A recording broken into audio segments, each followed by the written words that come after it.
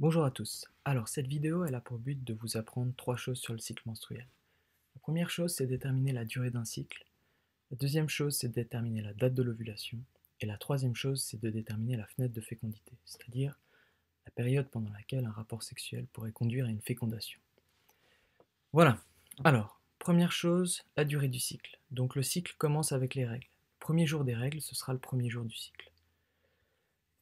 Le cycle se déroule et le cycle suivant commence avec le premier jour des prochaines règles. Donc le dernier jour sera le jour juste avant. Qu'est-ce que ça veut dire sur un calendrier? Donc là, si on passe sur un calendrier, ici on a un calendrier, les règles sont surlignées en jaune. Donc si on prend le cycle du mois d'août, on voit que le premier jour des règles, c'est le 3 août, et le premier jour des règles suivantes, c'est le 1er septembre. C'est-à-dire que le dernier jour du cycle sera le jour juste avant le 1er septembre, soit le 31 août. Donc ici, votre premier jour du cycle, c'est le 3 août, et le dernier, c'est le 31 août. Donc là, si on compte le nombre de jours, on arrive à un total de 29 jours. On peut le noter ici. Hop.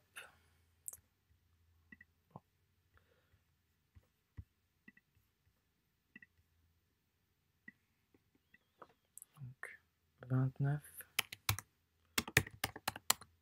jours. Voilà. Ok.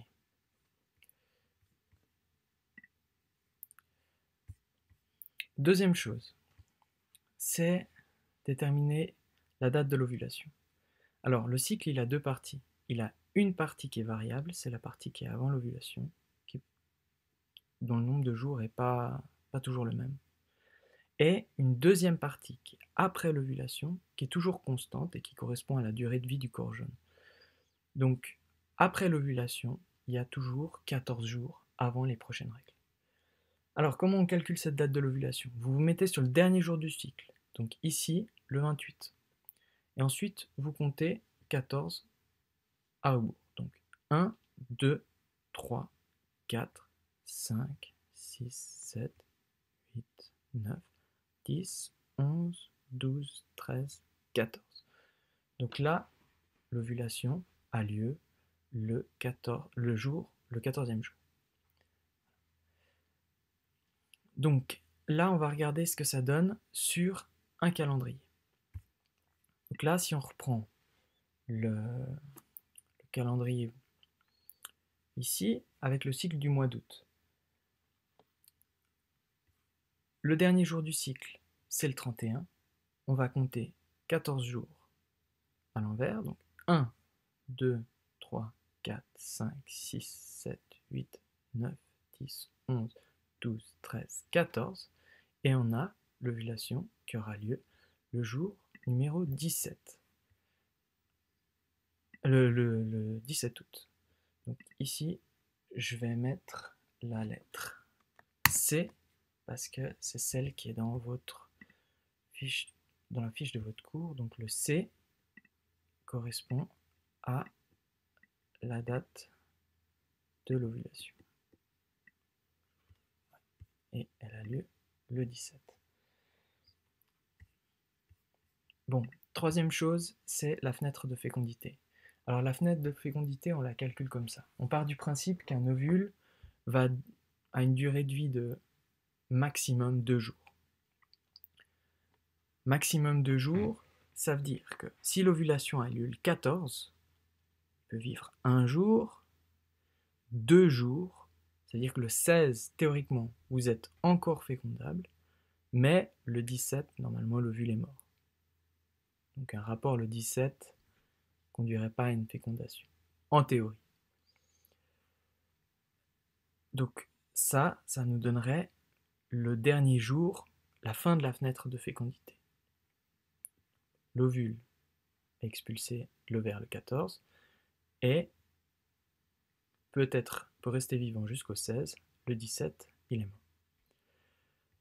Maintenant, comment on place le début de la fenêtre de fécondité? Donc celle-là, elle est liée à la durée de vie d'un spermatozoïde. On part du principe qu'un spermatozoïde a une durée de vie maximale de 5 jours. Selon les sources, ça va jusqu'à 7 jours. Donc là, on va partir sur une durée de vie de 5 jours. Donc, si on a un rapport qui a lieu le 14, ça joue. Le spermatozoïde, il reste vivant pendant les quelques heures entre le rapport et puis l'ovulation. Pas de problème. Si on a un rapport le 15, ça joue. Si on a un rapport le 13, c'est-à-dire que les spermatozoïdes vont devoir rester vivants dans les voies génitales de la femme pendant en tout cas une journée, jusqu'à temps que l'ovule soit expulsé de l'ovaire. Pas de problème, le spermatozoïde peut vivre jusqu'à 5 jours dans les voies génitales de la femme. Ok. Le 12, ça joue. De rester vivant, ça joue. Le 11, ça joue. Le 10, ça joue. Le 9, ça joue. 1, 2, 3, 4, 5. Pas de problème.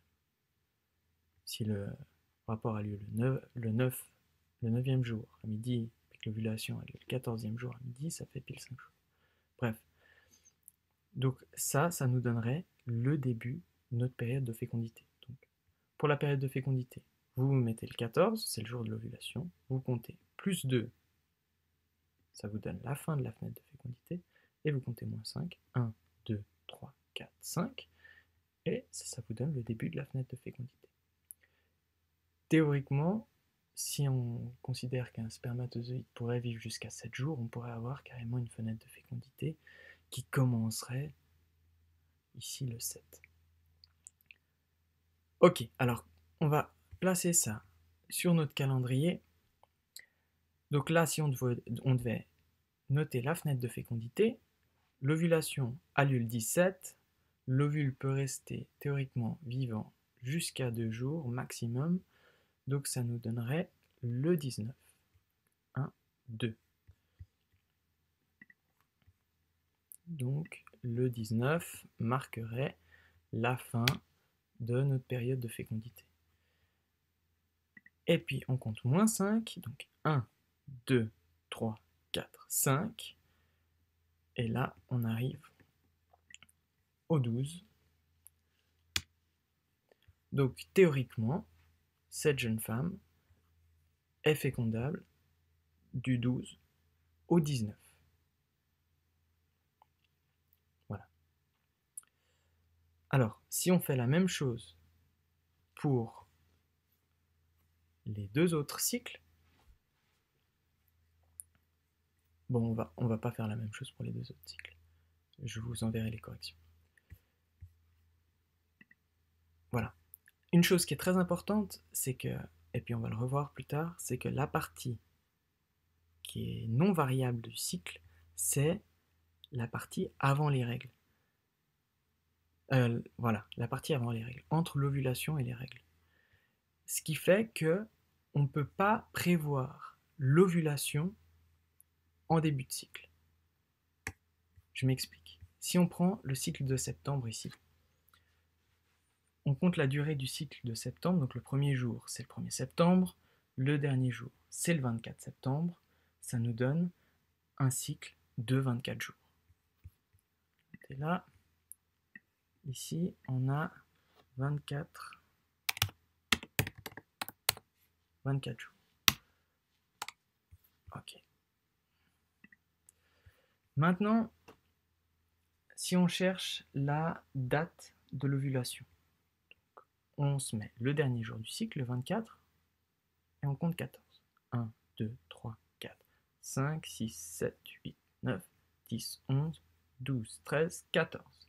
On a l'ovulation qui a lieu le 10. Donc je vais mettre ma lettre C pour la date de l'ovulation. Ok.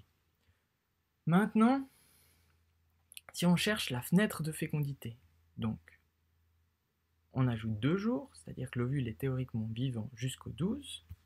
Ça nous donne la fin de notre période de fécondité. Et puis, on compte 5 jours avant. Donc 1, 2, 3, 4, 5. C'est-à-dire que théoriquement, cette personne est fécondable du 5 septembre jusqu'au 12 septembre. Donc un rapport sexuel qui aurait lieu le 5 septembre pourrait théoriquement conduire à une fécondation. Là, vous voyez que c'est intéressant, parce que le 5 septembre, cette femme a encore ses règles. C'est-à-dire que théoriquement, elle est fécondable. Enfin, un rapport sexuel pourrait conduire à une fécondation, même s'il a lieu là pendant le dernier jour des règles. Et là où c'est fondamental, c'est que dans le cycle, je dirais standard, que vous avez là, en tout cas, l'ovulation a lieu le 14e jour du cycle. Mais le 14e jour en partant du début. Sur celui-là, il a lieu le 10e jour du cycle. C'est-à-dire que en début de cycle, on ne peut pas savoir quand va avoir lieu la fécondation, étant donné que la première partie du cycle peut varier. Par contre, quand le cycle est fini, c'est-à-dire quand vous avez règle suivante, vous pouvez déterminer quand avait eu lieu votre ovulation. Voilà. J'espère que c'est clair. N'hésitez pas si vous avez des questions.